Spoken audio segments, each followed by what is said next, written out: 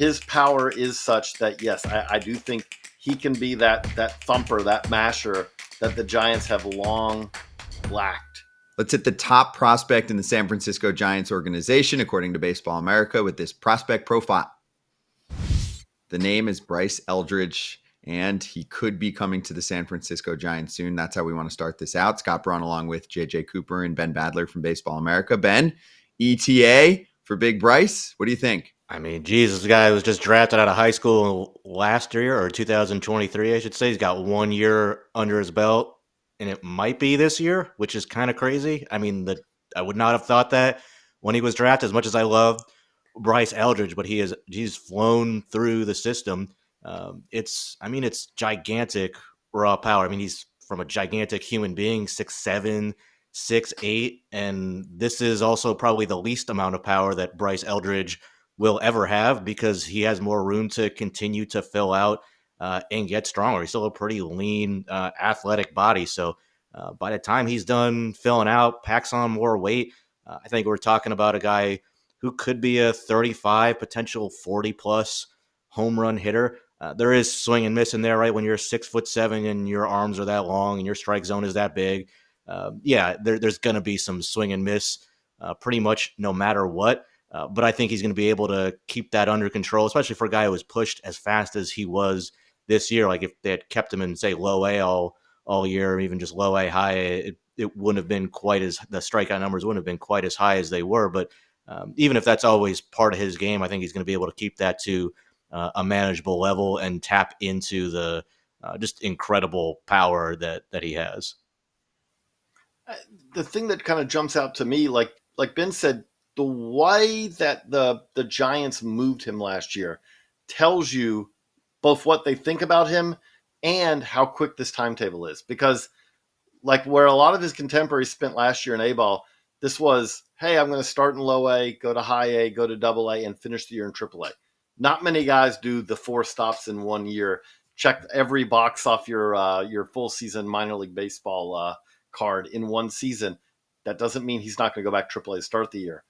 But you don't have to look too far out here to think that there's a chance that Bryce Eldridge could be the Giants' best pure offensive, biggest bat in the lineup, I should say, by the end of 25 and really by 26.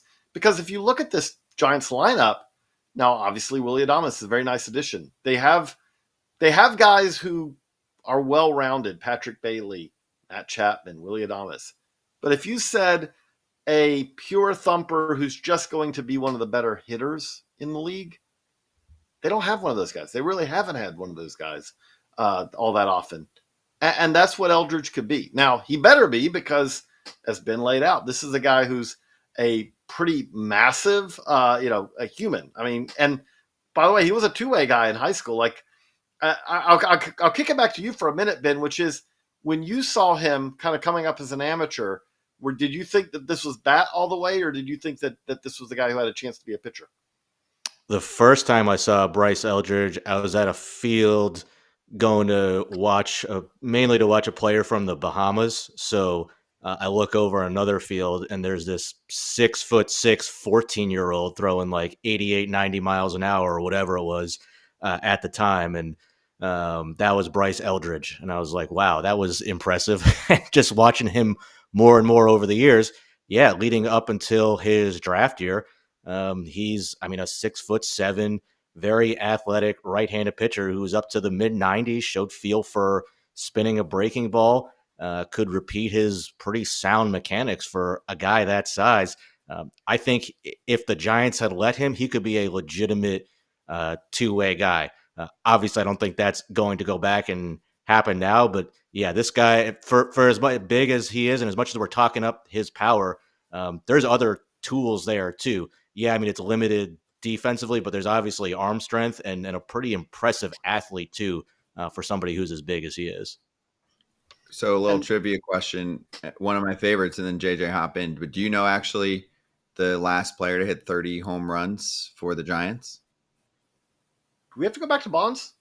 We have to go back to Barry Bonds. People are dying for this. You guys are mentioning, hey, we need like a lumberjack in the lineup, and Everyone's like, well, he looks the part. So can he be the guy to actually crack the code in San Francisco? I know it's not an easy park to defeat, but come on, it's been like decades. That's the thing I would say is he is one of those guys where, like, to just use the cliche, Yellowstone's not holding him in. I mean, he can hit it out of any park, and yes, he is. Now, anyone's going to be affected by playing there. It's not going to doesn't mean that he's not going to lose some home runs, but his power is such that yes, I do think he can be that thumper, that masher that the Giants have long lacked. And I just look at it and say, like, again, maybe last year was a little fast. If you told me, I would not freak out if I was a Giants fan, and we get to May, early June, it's like, oh, Bryce Eldridge struggling a little bit in AAA. It's like, that's okay. He's 20. Give him some time. I know, though, that Giants fans, understandably, if they see that a little bit, they're a little scarred right now, maybe, because it's like, oh, wait, is this Marco Luciano again? Oh, wait, is this Luis Matos who struggled a little bit? Oh, wait, is this Joey Bart? I would say give Eldridge a little time, but he just does have I would say, a more well-rounded bat, a more well-rounded hitting approach than some of the guys. And, hey, the good news, if you're a Giants fan, is Elliot Ramos did bounce back last year, was a guy who was a top 100 prospect, and it seemed like his career was kind of being stalled. And then last year he found another gear and now fits very much in their lineup. But so it's not like they've been all misses. Patrick Bailey's been a hit as well. But the Giants do need Bryce Eldridge to really kind of make an impact, because this is a team that has kind of struggled to produce those kind of everyday regular hitters. Yeah, and you look at what's coming up behind him too. I think there is a lot of weight on his shoulders too, because I like what they've done maybe the last couple of years with their international signing classes, but those guys are years and years away from being big league ready. The rest of the farm system right now, outside of Eldridge, like you look at their top 5, top 10, it falls off pretty quick. I mean, a guy like Dakota Jordan, who they drafted this year, who's number 5 prospect in their system, obviously has a lot of tools, but huge swing and miss risk with him that that we saw in college. James Tibbs, a good hitter, but not these guys are not to the level, obviously, of Bryce Eldridge. I think the talent really falls off, in the Giants farm system after the top 3-5 players. So yeah, I think there's a lot of weight on his shoulders for things to click. Why do you think this has happened so frequently? I know it's not easy to pinpoint, but JJ, I mean, the development has been a problem recently for San Francisco. And also, I mean, for the position player side of things, it is still one of the premier pitchers parks in the sport. So you come up to the show, you face tougher pitching, you look at that park, and it's holding in a lot of baseballs that you used to smash over a wall. And that can be defeating for a young player's confidence.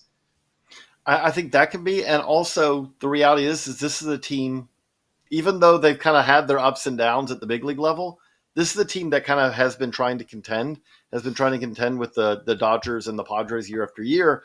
And so I think that there's also been kind of a short window with a lot of these guys. I don't know if Joey Bart was ever going to work, in San Francisco, but it was a pretty short period of time before they went from, this is not Buster Posey's replacement, to, you're in Pittsburgh now, I see. Marco Luciano has been up a couple of times, but they really have never figured out, hey, this is your spot. We're going to give you some time to really develop.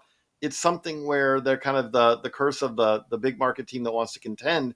You don't have the same amount of patience. You don't have the same amount of, here's 250, here's 350 at bats to figure it out.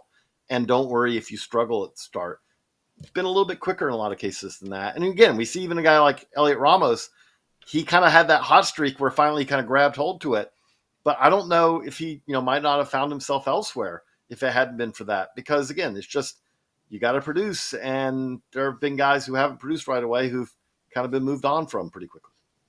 So, Bryce, no pressure. Maybe don't watch this video, but this could be a big deal power threat finally coming through to the San Francisco Giants lineup. And he's on the fast track, even though he's super young. He is the top prospect right now in San Francisco Giants organization, according to Baseball America. We do this on every single team, so make sure you check out our other videos or look out for more on the way, and we'll see you on the next Prospect Profile.